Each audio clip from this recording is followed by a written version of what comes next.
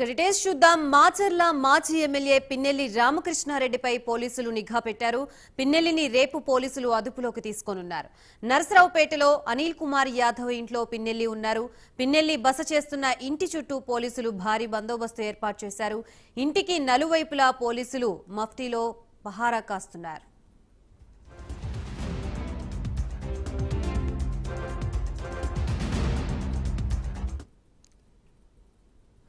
Polling రోజున EVM ధ్వంసం చేసి దేశవ్యాప్తంగా సంచలనం సృష్టించిన పిన్నెల్లిని రేపు పోలీసులు అదుపులోకి తీసుకోనున్నారు. మే 13న పోలింగ్ రోజున ఈవీఎంలు ధ్వంసం చేశారని వీడియో బయటకు వచ్చింది. ఈ వీడియో సోషల్ మీడియాలో హల్చల్ చేసింది. దీంతో ఈ ఘటనపై ఈసీ సీరియస్ అయింది.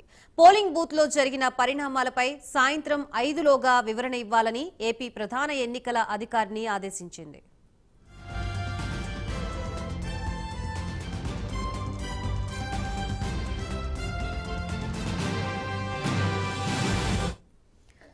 ఎన్నికల రోజు పల్నాడులో గొడవలు జరగడంతో పోలీసులు పిన్నెల్లిని హౌస్ అరెస్ట్ చేశారు. ఆయన పోలీసులకు సమాచారం ఇవ్వకుండా హైదరాబాద్ వెళ్లారు. దీంతో అతడిపై లుకౌట్ నోటీసులు జారీ చేశారు.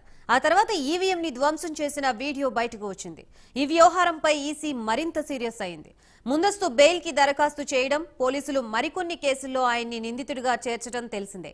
చివరికి అన్ని కేసుల్లోనూ ఆయనకి ముందస్తు బెయిల్ లభించింది. ఆ తర్వాత ఎస్పీ మల్లికా గార్గ్ ఆఫీసుకి వెళ్లి ఆమెను కలిశారు.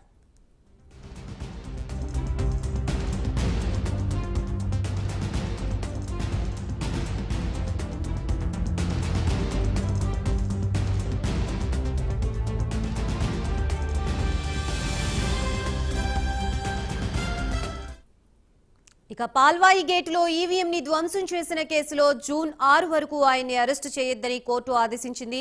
ఈ క్రమంలో కోర్టు కొన్ని కీలక షరతులు విధించింది.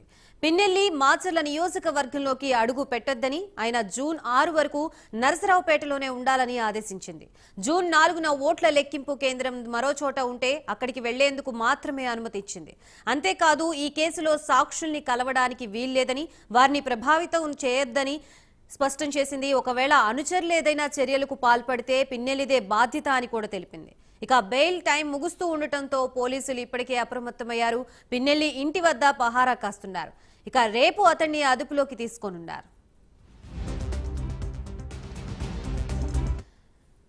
రైట్ మొత్తంగా ఈవీఎం ధ్వంసం కేసులో పిన్నెల్లి రామకృష్ణారెడ్డికి కోర్టు షరతులతో కూడిన బెయిల్ అయితే మంజూరు చేసింది. జూన్ 6 వరకు ఆయన్ని అరెస్ట్ చేయకూడదు అంటూ కూడా తెలిపింది. ప్రస్తుతం ఈ రోజు 5వ తారీఖు కావడం, రేపు అరెస్ట్ చేసే అవకాశాలు ఉన్నాయా, అలాగే ఆయన ఇంటి దగ్గర ఎటువంటి పరిస్థితి నెలకొందనే దాని గురించి కంప్లీట్ అప్డేట్స్ ఇవ్వడానికి మా ప్రతినిధి రవికృష్ణ సిద్ధంగా ఉన్నారు. రవికృష్ణ, గాయత్రి, ఏదైతే ఈ పాల్వా గేట్కి సంబంధించి పాల్వా గేట్లో ఆ రోజు ఎలక్షన్స్ సంబంధించిన రోజు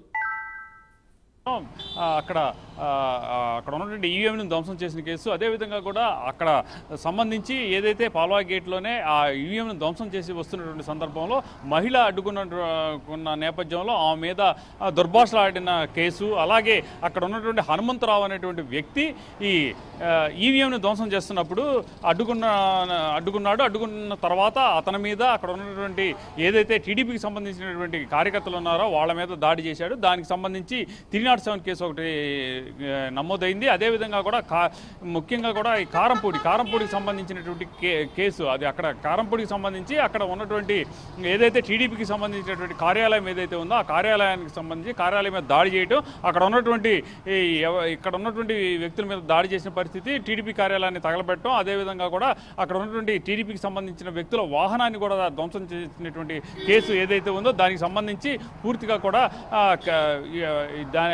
ఈ కేసులు నమోదు చేయడం జరిగింది. ప్రధానంగా కూడా అక్కడ ఇది ఏదైతే కారంపూడి ఉందో కారంపూడికి సంబంధించి గొడవ జరుగుతున్న సందర్భంలో అక్కడ ఉన్నటువంటి సిఐ మీద దాడి చేశారు. ఆ దాడికి సంబంధించి మొత్తం కూడా రెండు వచ్చేసి 307 కేసులు, అదేవిధంగా కూడా ఒకటి మహిళని అబ్యూజ్ చేసినటువంటి కేసు, మరొకటి ఈవీఎంలను ధ్వంసం చేసిన కేసు ఏదైతే ఉందో వాటి మీద ఆయనకి ఇంట్రీమ్ బెయిల్ అయితే ఇవ్వడం జరిగింది. ప్రధానంగా కూడా ఆయన కేవలం మాచర్ల నియోజకవర్గానికి సంబంధించినటువంటి అభ్యర్థి అనేటువంటి నేపథ్యంలో కొంత రిలాక్సేషన్ ఇస్తూ హైకోర్టును ఆశ్రయించినటువంటి ఈ పరిస్థితి. హైకోర్టు మాత్రం కొంత రిలాక్సేషన్ ఇస్తూ 6వ తేదీ వరకు ఆయన్ని అరెస్ట్ చేయకూడదు అని చెప్పడం జరిగింది. ఈ నేపథ్యంలో రేపు ఆయన అక్కడ అటెండ్ కావాల్సిన పరిస్థితి ఉంది. దానికి తోడు మొన్న 4 రోజుల క్రితం ఎవరైతే ఈ పిన్నెల్లి రామకృష్ణారెడ్డి మీద చేత బాధితుడు ఎవరైతే ఉన్నారో ఈ శాసగిరిరావు అనేటువంటి వ్యక్తి ఆయన సుప్రీంకోర్టును ఆశ్రయించాడు. సుప్రీంకోర్టును ఆశ్రయించి ఇక్కడ పోలింగ్ జరిగేటువంటి కేంద్రం